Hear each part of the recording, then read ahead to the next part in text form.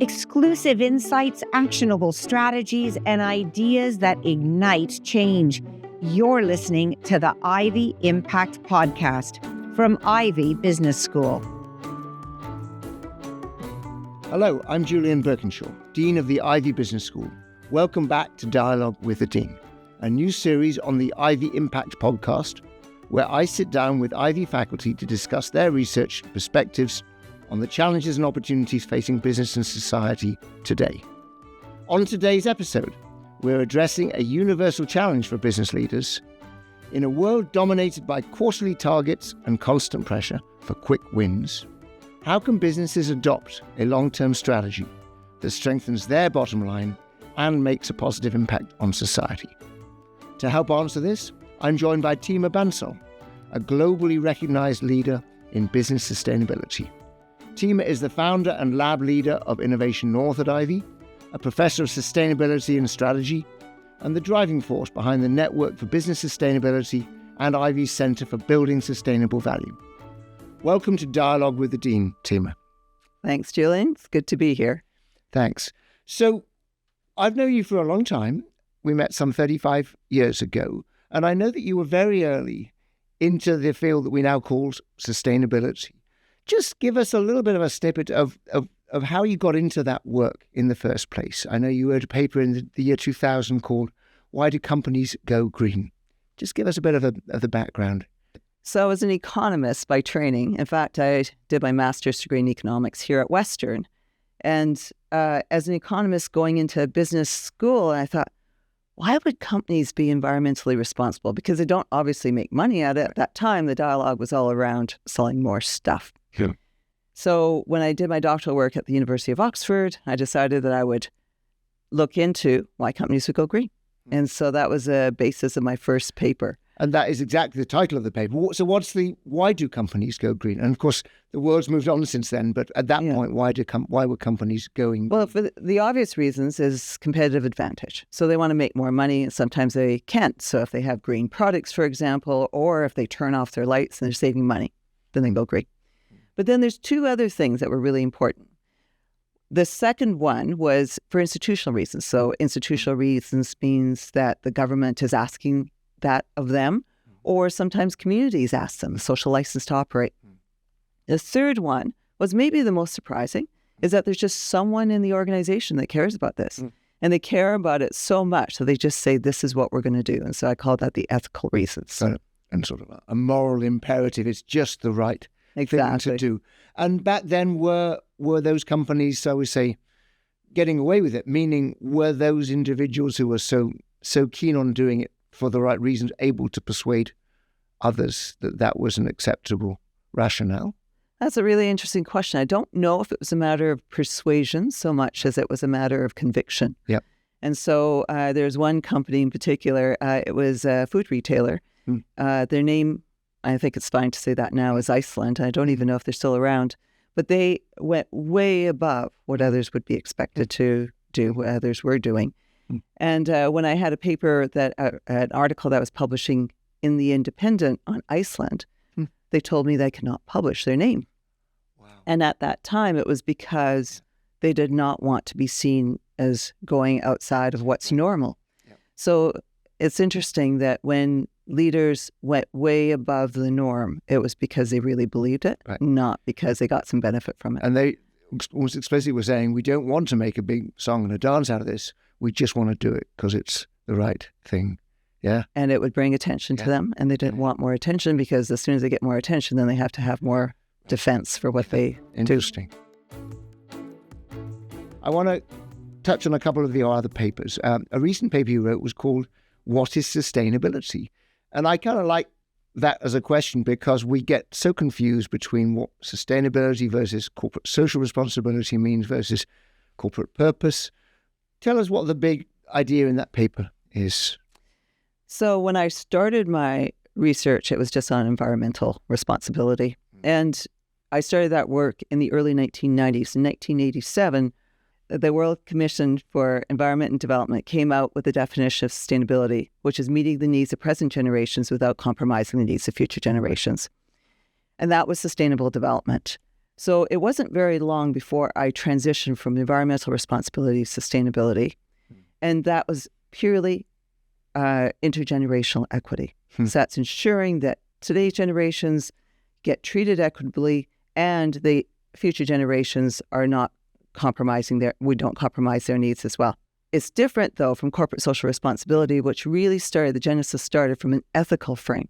Right. It's something that we need to do for society. Right. Sustainability is if we consume all our resources today, we won't have resources for tomorrow. Right. And so sustainability has a much more analytical and science-based orientation, whereas responsibility has much more of an ethical orientation. So let's just dig a bit deeper into what that would then mean in practice. I mean, I think everyone can intuitively see that if we expend, planetary resources today, we denude the planet for our children's and their children. So how do we then factor this into corporate decision making? What is your sort of implicit advice to companies about how they'd actually take this seriously? If one considers, as you said, the extraction of resources for the benefits today, then we will compromise the ability to meet the needs tomorrow. Then what we need to do is get companies to think more long-term. Right. So it wasn't very long in my career that I realized, from my research career, that I realized that it's really about thinking more long-term. Right. It doesn't mean that you take the short-term out of view, but you can do both. Right. I mean, in simplistic terms, you could say, well, we should be creating 10, 20-year plans in terms of I'm making investments now and I'm kind of getting a payoff for them 5, 10, 20 years down the road. And arguably, we do that in research and development anyway. I mean, a lot of research and development projects have that approach. Can you give us a few more thoughts on how we might take this seriously as a company, other than just simply writing a long-term financial plan? I actually think that long-term financial plans are really difficult to do. And when I first started out, we used to use Toyota as the example, and they had a 100-year plan. Can you imagine a 100-year plan today? Right. So we know that the world is changing, and we know that the world is changing really fast. So if the world is changing really fast, then how do you have this long-term plan? In fact, a year's plan can seem somewhat long nowadays. And so what I think we need is much more of an orientation on purpose. I know there's this whole purpose conversation that's going on as well.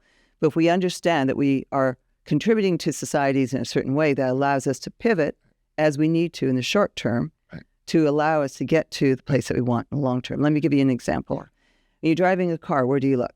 You look off in the distance, but you also look short term. Yeah. You don't look somewhere in between. So, and as you say, we talk a lot about the importance of purpose nowadays, about having a higher ambition, a sense of overall direction. And right now at Ivey, we're talking exactly about these issues, as it turns out. So why don't more companies do that? I mean, it seems so blindingly obvious that it's almost not worth saying, except that they don't. Well, that's a great question. And part of the reason is because if you see a piece of cake and you know that you shouldn't be having the cake, you still eat the cake. Right. At least I do. So I think that there's a lot of distractions in the marketplace that encourage firms to think short term. And so if all your competitors are doing, we tend to follow our competitors.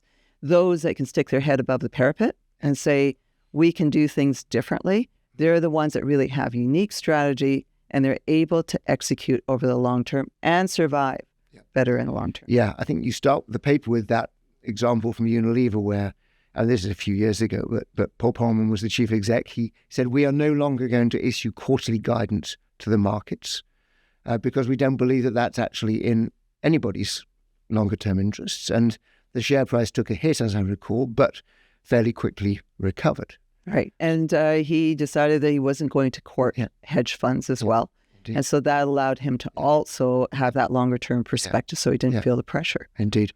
And just to stay with Unilever briefly, because it's such a well-known example. I mean, I think they did some terrific things when he was the chief executive, but it is also a fact that subsequently Unilever's sort of started to unwind some of those purpose-driven activities. Any insights into why? Is it the case that perhaps he pushed it too far? Is it the case that the markets are kind of becoming a little bit more negative about companies that have higher purpose? Well, I think it'd be a mistake to disregard the anti-woke movement. And so that there's a lot of investors that are pushing against ESG, against diversity and inclusion.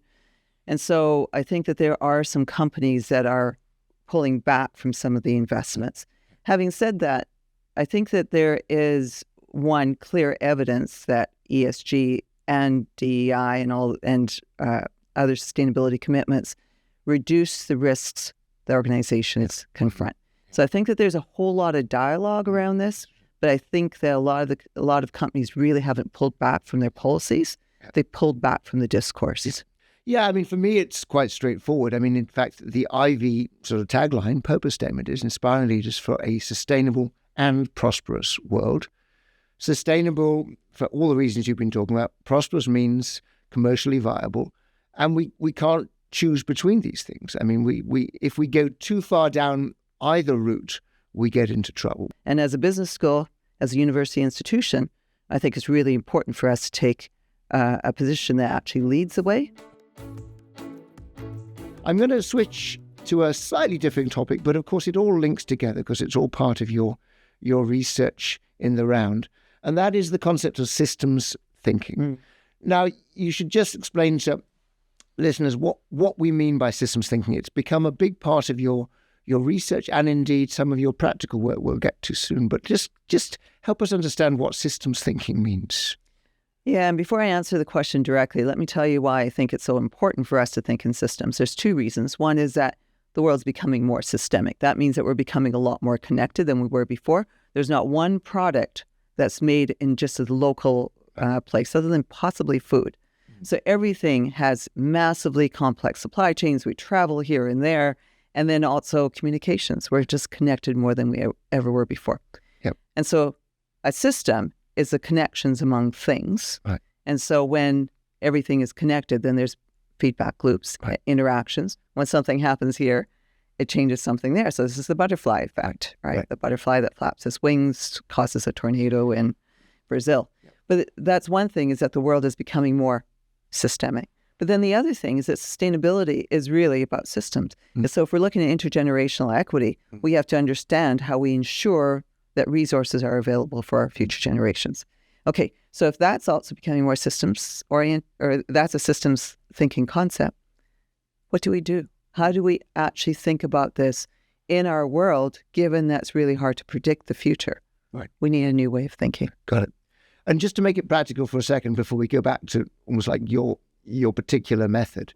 So I know a lot of your work, for example, has been on the agricultural system in Canada, and that's a big part of the Canadian economy and feeding other parts of the world. Just help us understand through perhaps one or two of the examples that you've done how a systems thinking perspective might help the players within the agricultural system. So maybe this isn't a perfect example in terms of the agricultural system, but it's one that I think is really true, core to our hearts in southwestern Ontario. Right now, southwestern Ontario is the most densely populated part of Canada, I believe. And so what we end up doing is just urbanizing. Right. So we're building roads, we're building buildings, and that takes away all the natural resources that we have, right? So for accommodating ourselves. But when we take away natural resources and replace it with an urban environment, it means that there's no place for water to run off. Now, we have climate change, so we're seeing more flooding than ever before. If we had natural capital, then the plants and the ground would absorb the water. But now it floods. That takes down the infrastructure. We take out more infrastructure. It's destroyed. We extract more resources. You can see that we end up with this vicious loop. Indeed. So now if we were thinking systemically, we would say we need some green land, and we need the developed land, and we integrate them together so that we combat and we contribute to a more resilient environment. So by seeing all these connections between these interdependent parts, we can make better decisions for the whole rather than some sort of narrow part of that system. And I want to take that one step further. It's not just about government doing this or NGOs doing this. I have a conviction that corporations do this. And if we can get corporations to think much more systemically, then they, as a corporation, will not only do well for themselves, they'll do well for their community over the long term. So they build resilience and they build sustainability. So this is going to segue into one of your current initiatives, which you call Innovation North. And we actually had an event in late October where we celebrated the 5-year anniversary of Innovation North's activities. And obviously we're now moving it forward into a new form. Tell us a little bit about what that is, because as I understand it, you're trying to actually put your ideas into practice. So Innovation North is a research practice initiative. So that's a fundamental belief that we need researchers, people in business schools, and other university disciplines to work much more closely with practice. Because if systems are so volatile as they are now, then we can't sit behind a computer and do our work. We need to be in the world, working with managers, not only informing them, but they informing us of the issues. And Innovation North then says, let's imagine a future that is more resilient, sustainable, and prosperous. If we do imagine that future and we can work together to innovate for that future, then we will create the society that we want. I very much like what you're doing here. And I think the idea that we have a sort of a fresh approach to innovation is powerful. A lot of listeners will have been trained in design thinking. Design thinking has become, over the last 20 years, the sort of the go-to methodology for consultants and indeed companies. We teach it at Ivey. How is systems thinking different from design thinking? First of all, I think that design thinking has its place. So if there's a very specific problem for a user, then I think that there's value to it. But a lot of problems that we have are actually complex problems. And if you just look at the user, you create unintended consequences. So how is systems thinking different from design thinking? Is that we do not look for a single set of steps that will solve the user's problem. What we do is we iterate through those steps multiple times and then build an ecology of actions that will just nudge us forward, learn more about the system, and as we learn more about the system, we know what the next steps will be. So systems thinking doesn't look for moonshots. It doesn't look for single answers. It looks for an ecology of actions that will nudge us forward. Right. And at some point you mentioned to me that this is always the exact opposite of the Mark Zuckerberg move fast and break things. That's right. Which, popular in Silicon Valley. Everyone's got their favorite examples of a Silicon Valley company that kind of blew up the system, created a solution, but without any thought about the kind of the consequences. And again, I think systems thinking seems to be an antidote to that. And that's a perfect example, because if you think of where we are right now, it's at the cusp of artificial intelligence. Right. And we know that it can go in this place of great good. So we can deal with issues of cancer or of climate change, or it can cause enormous imbalances and inequities in the world. Yeah. And so we have this fork in the road. And I believe that if we take a systems thinking approach to AI, we will get to the place that we want to get to. But if we take a breakthrough thinking approach to AI, it could very well be an existential threat. Yeah.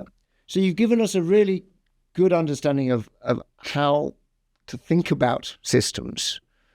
But what are some of the tangible things people can do? Let's assume that people say, yes, I embrace the idea of systems thinking.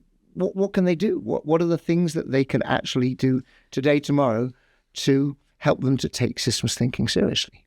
A systems thinker, one, thinks about the whole, the bigger picture, before they think about the incremental parts.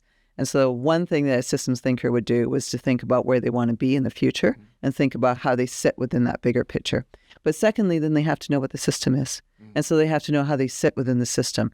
And so that means that they have to talk to the people that they already know, but they'll talk to the people they don't often see. And so those could be people in the communities. It could be Indigenous people. It could be marginalized people of all sorts. It could be the person who's picking up the waste that you never see. As when you talk to everybody in the organization, know how you sit within the larger system, that you get some of the best ideas. Yeah. Which, of course, is harder work. I mean, you've got to be prepared to talk, as you say, widely to people that you often wouldn't. But you're saying that is the best way of understanding what your next actual steps would be, having talked to people in that system. Harder work? Possibly. I think that it's important work because that avoids the risks. So what you do is you end up making investments that matter, as opposed to just making investments that make you believe you're moving forward.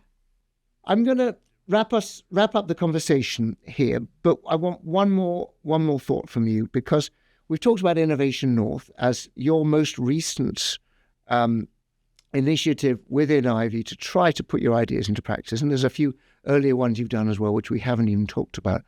But what's the future of Innovation North? What would you like to see this become as we Ivey try to make sure that we make our research as practical and as influential and impactful as possible? That's a fabulous question. So what's the North Star for Innovation North? Yeah, exactly. And I am really excited about business schools, Ivey specifically, working with corporations to tackle complex challenges. Right. Every corporation has one. For example, Walmart has to deal with product returns. How do they deal with them? Because product returns are bad for Walmart because they lose profits. They're bad for the environment because too many of them end up in landfill. They're bad for the customer because the customer doesn't get what they want. And so ultimately, many corporate problems are complex challenges. Right. I can imagine Innovation North actually tackling these problems, challenges with corporations and making forward movement. And we do that with having academics working with executives, having students involved with the challenges as well. And so we are working together to get us to the place that we want to get to. Yeah. We don't sit in silos anymore. And I do like this principle, because so often business schools have kept their research and their teaching and their consulting activities completely separate. And you're trying to say, what would it look like if we brought these things together? Yeah. Now, it does take, of course, companies to be a little bit more thoughtful about how they tackle these problems rather than just looking for the quick fix answer, right? I'm not sure that this is any worse than the quick fix. In fact, I would argue that it's better. Right. And that's because when you work with people who think differently than you do, which researchers tend to, that we come up with innovative solutions together. So why wouldn't we want to have the two communities, academia and executives, work together? You've given us some really neat ideas, not just about what your research has covered, but what Ivey and indeed other business schools can do to make ourselves much more effective at working with companies rather than just studying them. Thank you so much for your time.